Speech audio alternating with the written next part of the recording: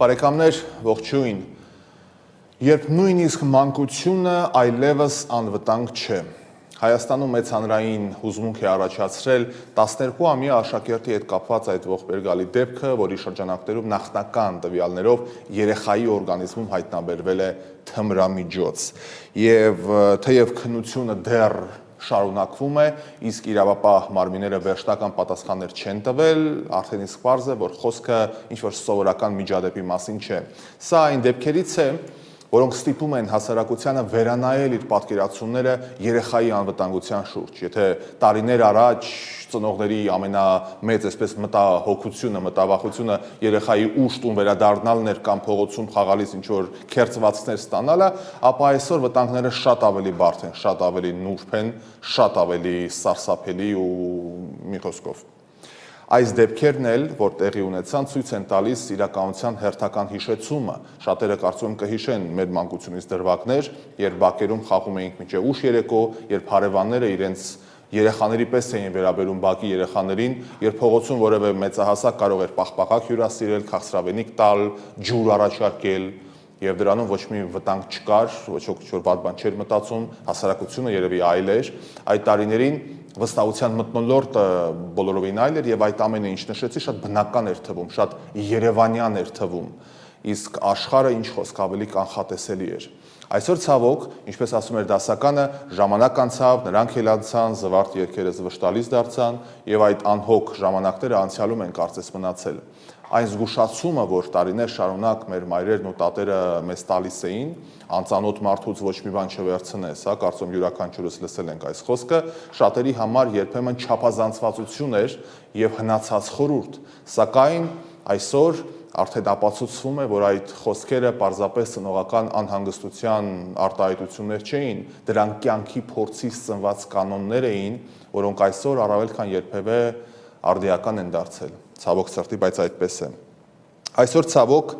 այդ անհոգ ժամանակները անցել են եւ այդ նախազգուշացումները այլևս ինչ-որ պարզապես խրատներ չեն, այդ անվտանգության կանոն է դարձել այդ ամենը։ Եթե նույնիսկ տեսականորեն պատկերացնենք, որ որևէ մեկը կարող էր գիտակցված կերպով երեխային փոխանցել տալ թմրամիջոց, ապա մենք գործ ունենք ոչ միայն օրենքի խախտման հետ, հանցագործի հետ, այլ մարդկային որակի սահմանները անցած տահակի հետ։ Երեխան չի կարող գնահատել վտանգը։ Երեխան երեխա է, նա չի կարող կասկածել յուրաքանչյուր ժպիտը, ինչ է թաքնված այդ ամենի ետևում, հա, ինչ մտադրություններ ունեն մարդիկ։ Երեխա է։ Այդ պատճառով էլ հասարակության պարտքն է պաշտպանել երեխաներին, ովքեր ամենախոցելի խումբն են համարվում, հա, հասարակության։ Նաև ամենասարսափելին այն է, որ նման դեպքերը ոչ միայն մեկ երեխայի կամ մեկ ընտանիքի խնդիր են, այլ արդեն դառնում են հասարակության խնդիր։ Դրանք հարվածում են բոլորի ծնողներին, ծնողական խաղաղությանը, յուրաքանչյուր նման լուրից հետո հազարավոր մայրեր, հազարավոր հայրեր, ծնողներ իրենց երեխաներին դպրոց ճանապարհելիս կամ բակ ուղարկելիս հիմա սկսեն մտածել անհանգստանալ, շատ ավելի հարցեր տալ, ավելի, այսպես ասած, պատնեշներ դնել, որոնք իհարկե նաև կքանտեն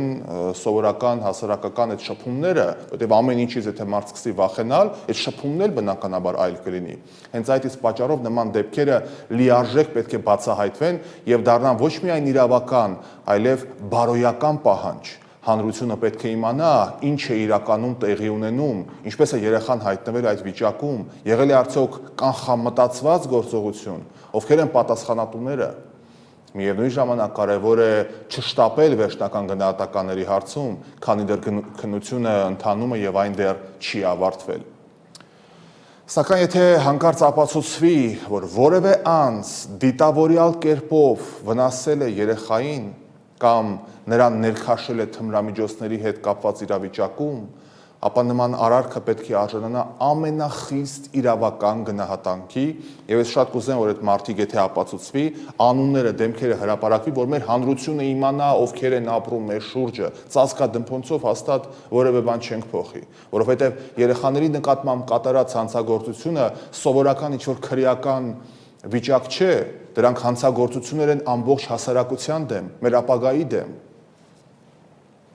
Ներքին գործերի նախարար Արփինե Սարգսյանը այսօր խոսել է լրագրողների հետ։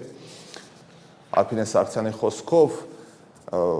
նախքան առաջնային փորձաքննության արդյունքների հայտնի դառնալը երեխայի ծնողների համար անհասկանալի է եղել, թե ինչու է երեխայի առողջական վիճակը կտրուկ վատացել։ Նորմալ երեխա խաղում է եւ հանկարծ վատանում է։ Ինչ է ասում նախարարը մեջբերեմ իր խոսքը։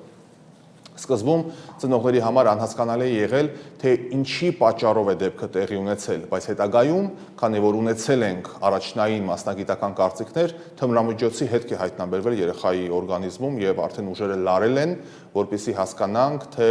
ինչպես է դեպքը տեղի ունեցել, ինչ պայմաններում եւ արդյոք գործ ունենք վերջնական փորձաքննության թմրամիջոցի հետ, ասել է նախարարը։ Նաև հավելել, որ տարբեր վարկածներ են առաջ քաշվում, տարբեր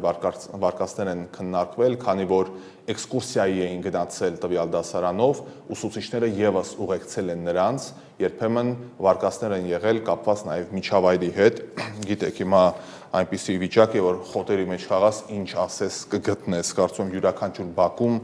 այդ տեսարաններին ականատես եղել են մեր համակարգացիները եւ ոչ միայն։ Բարեկամներ, այս պատմությունը եւս մեկ անգամ հիշեցնում է, որ մենք ապրում ենք բոլորովին այլ ժամանակներում։ Այն ժամանակները, երբ աշխարհը թվում էր ավելի պարզ, ավելի անվտանգ, կարծես հեռացել է։ Իսկ այն խոսքերը, որոնք տարիներ շարունակ լսել ենք մեր մայրերից, անծանոթի ձեռքից բան չվերցնես, այդ պատգամը այսօր հնչում է ոչ թե որպես սովորական զգուշացում, այլ որպես կյանքի պահպանման հիմնական կանոն։ Եվ թե այս ողբերգական պատմությունը գոնե մեկ ծնողի ստիպի եւս մեկ անգամ խոսել իր երեխայի հետ անվտանգության մասին, եթե գոնե մեկ երեխա հիշի այդ պարզ կանոնը եւ խուսափի վտանգից, ապա այդ դասը կարող ենք համարել անցած եւ այդ ամենը կարող է կյանքեր փրկել։ Բայց ամենակարևոր պահանջը մնում է անփոփոխ։ Ճշմարտությունը պետք է բացահայտվի ամբողջությամբ, մեղավորները պետք է հայտնաբերվեն, իսկ երեխայի դեմ ուղղված ցանկացած ոտնձգություն պետք է պատժվի օրենքի ողջ խստությամբ, որովհետև հասարակությունը, որը չի կարող պահպանել ու պաշտպանել իր երեխաներին, վտանգի տակ է դնում իր ապագան։ Մտածեք այդ ուղղությամբ։